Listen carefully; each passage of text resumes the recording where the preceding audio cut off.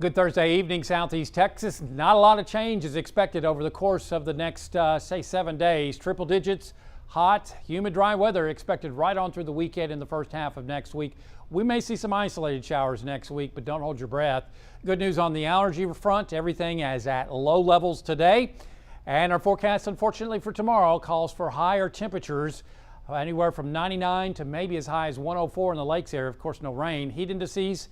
Well, let's just say it's going to be hot enough for an extreme heat warning tomorrow with values as high as 114. The UV index features extreme values of 11 tomorrow. Forecast, no rain Friday, none expected Saturday, this weekend, and early half of next week. As we head towards Wednesday, Thursday, and really next week, the question is, will capping be strong enough? I think it's going to be, so I'm not going more than a 10 to 20% coverage. Hopefully we can get that, but I'm not very convinced.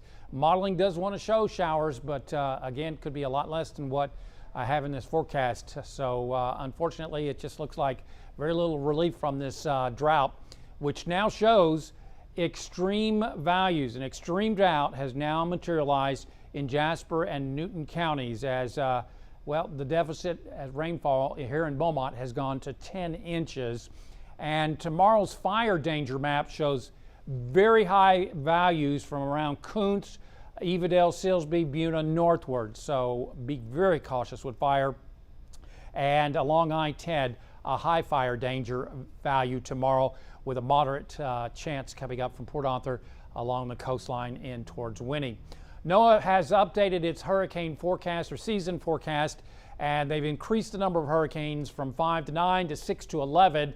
Only takes one to make your season a bad one. Here we are as we're continuing to climb towards the peak of hurricane season around the 10th.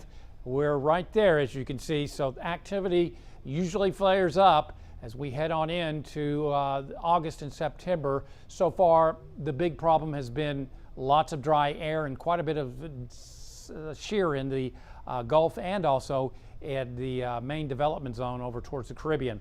Hot high pressure is locking down the atmosphere, and it also means the Gulf of Mexico, at least the northwest Gulf of Mexico, is closed for business. It's just all about temperature. So here we are. Now, unfortunately, the high will only strengthen as we work on into this weekend.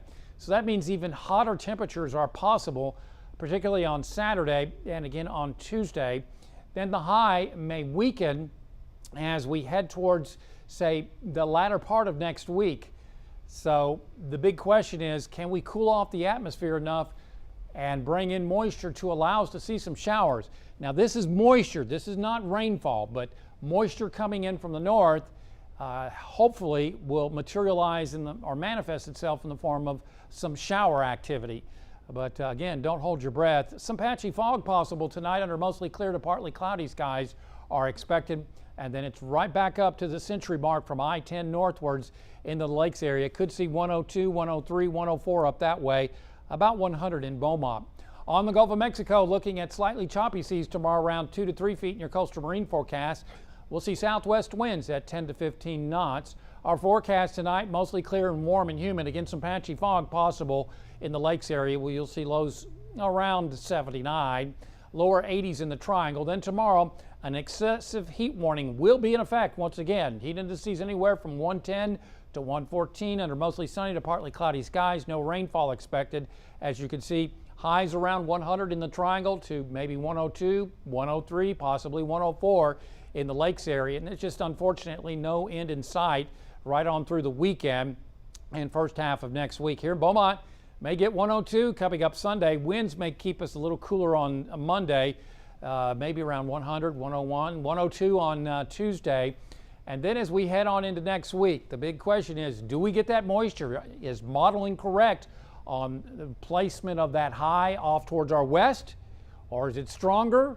Do we get any moisture? A lot of questions to consider. So again, not going to go real high chances at this point. Hopefully we can start knocking those afternoon highs down. So keep wishing for rain. Otherwise, download our app. Follow us on Facebook and Twitter. And as always, there's more weather at 12newsnow.com.